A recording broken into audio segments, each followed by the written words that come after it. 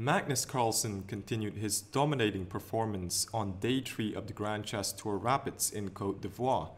He scored 2.5 points once again on Day 3 and finished the Rapids section with 7.5 out of 9.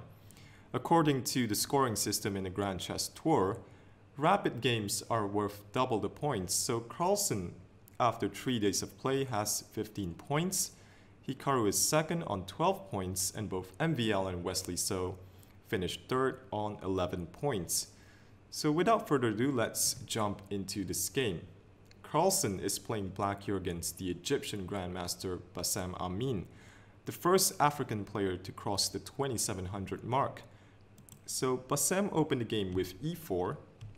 Carlsen played his Sicilian defense, knight f3, knight c6, and Amin plays bishop b5, the Rossolimo, steering away from Carlsen's Sveshnikov. Carlsen goes g6, bishop takes c6, and either capture is fine. Carlsen plays d takes c6, d3 from Bassem, bishop g7, h3, and Carlsen plays e5. So firmly controlling the d4 square, and this discourages white from ever breaking with c3 and d4. So Bassem plays bishop to e3, b6 defending c5, and here the most common continuation for white is knight c3 and queen d2. But Amin goes for a rare move. He plays the move a3, and there are only 4 games in the database with this position. Carlsen plays f5, and this is a novelty. It's possible here to play pawn takes f5, g takes f5. The king's side will be a bit exposed for black, but black's compensation comes with more space in the center, and having the 2 bishops is nice. In the game we see the move b4 from Bassem, which forces black to capture to avoid messing up his structure. So Carlsen plays c takes b4 and a takes b4, and this gives white a nice open a file. Carlsen now developed with knight h6, and in this position Amin could have tried the move bishop takes h6, and after bishop takes h6, if that pawn is taken, queen d4 forks the knight and the rook.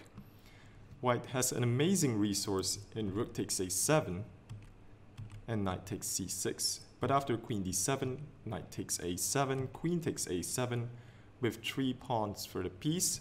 But I think black is still to be preferred here with the 2 bishops in an open position. So going back to after bishop takes h6, bishop takes h6, knight b to d2, and here black needs to waste a tempo to defend e5 with, say, bishop back to g7. And I can understand why Bassem didn't go for this, since it gives black the 2 bishops.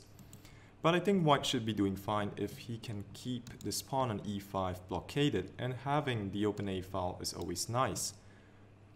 So in the game we see the move knight to a3 from Amin, with some ideas of pressuring e5 with the move knight c4,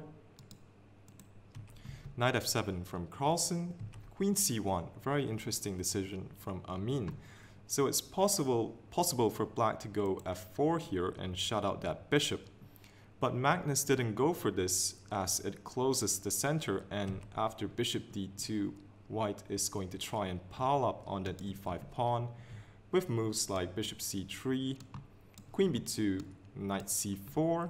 This is still playable for Magnus, but Magnus likes to limit his opponent's ideas. So after queen c1, Magnus didn't play f4, he castled, keeping the tension in the center, and now a strange decision by Amin. Amin played knight to g5, probably with the intention of stopping bishop coming to e6, which would prevent white from going knight c4, because simply bishop takes c4. So maybe he calculated in this position knight takes g5, and after bishop takes g5, queen d4, knight c4, pawn takes e4, opening up an attack on f2.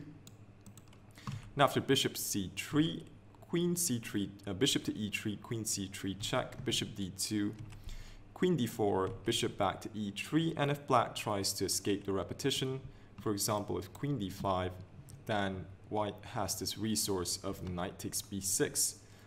So here if queen d8, knight takes b6 is still possible.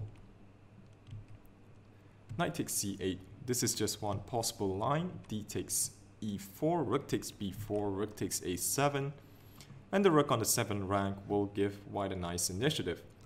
For example, on queen b8, castles, rook takes e4, rook to d1, threatening to double on the 7th rank with rook d to d7, and if rook d8, rook takes d8, queen takes d8, and white has so many decent alternatives. He can go queen to a1, he can go queen to a3, both of which would intend to move rook a8.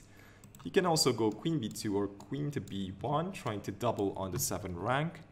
This is a very promising position for white, but let's go back to a key moment in this long variation. So after the move knight to c4, black doesn't have to play pawn takes e4, he can instead play bishop to e6.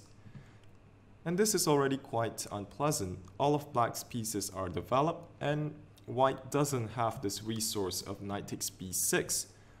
Black has quite a few threats that white needs to deal with. For example, capturing this knight.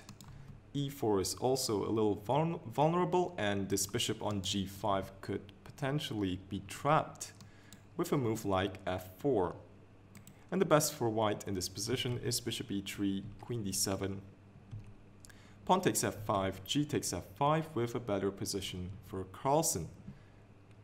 So going back to our main position, knight to g5, taking on g5 is decent, but Carlsen plays an even better move. Knight to d6, so knight d6 takes full advantage of the fact that e4 is insufficiently protected, and this knight's protection can always be cut off with the move f4, and white wouldn't be able to escape with this knight takes f7. So h4 is the best try for white in this position, and after h6, knight to f3, f takes e4, d takes e4, king h7, defending h6. Knight to d2 is the only way to defend the e4 pawn, but after bishop to e6, black stands better because white's pieces are very awkward, and this pawn on h4 will always be hanging if white decides to castle. So Bassem didn't play the move h4, instead he played bishop back to d2. And here Carlsen played h6, so the knight retreats, and f takes e4, d takes e4, so white has no way of protecting this pawn on e4. Carlsen first goes king h7, protecting his pawn on h6, bishop to e3 from Bassem, knight takes e4, Carlsen is up a pawn, and now knight to c4, which attacks the pawn on e5 and also threatens knight takes b6. Carlsen plays bishop to e6, developing the last minor piece and also stopping knight takes b6. And now a desperation play from Bassem. Knight c takes e5, and he has to go for this, otherwise he is simply down a pawn with a bad position. So Carlsen played queen to d6, attacking the pinned knight. So white can play bishop d4 in this position, trying to hang on to that piece, but black has multiple ways to exploit this. One of them is to go rook takes f3, and after knight takes f3, black will win the bishop on d4, 2 pieces for the rook and a better position. So here if g takes f3, then queen takes d4 is winning. So rook takes f3 is one way to win this.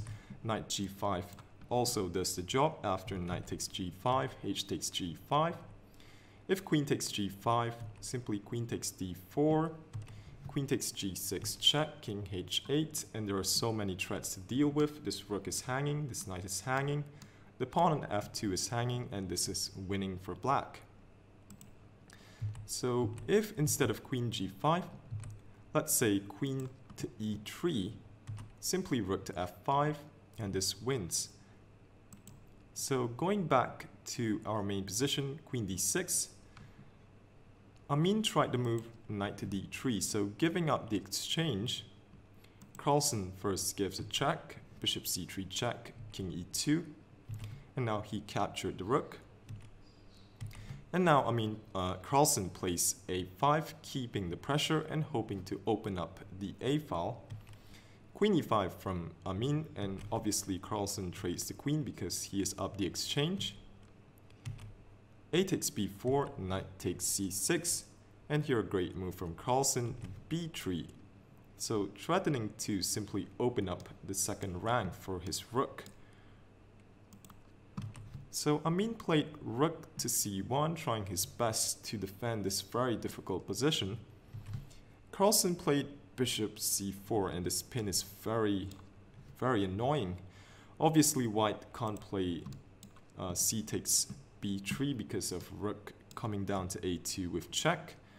And Carlsen is threatening the very nasty b2. And after rook b1, knight c3 check. So Amin played bishop to d4, again trying to defend against the threats. But Carlsen now swings his rook over to e8, taking advantage of white's last move, bishop to d4. Knight to e5 play, trying to close the file. And Carlsen plays knight takes f2.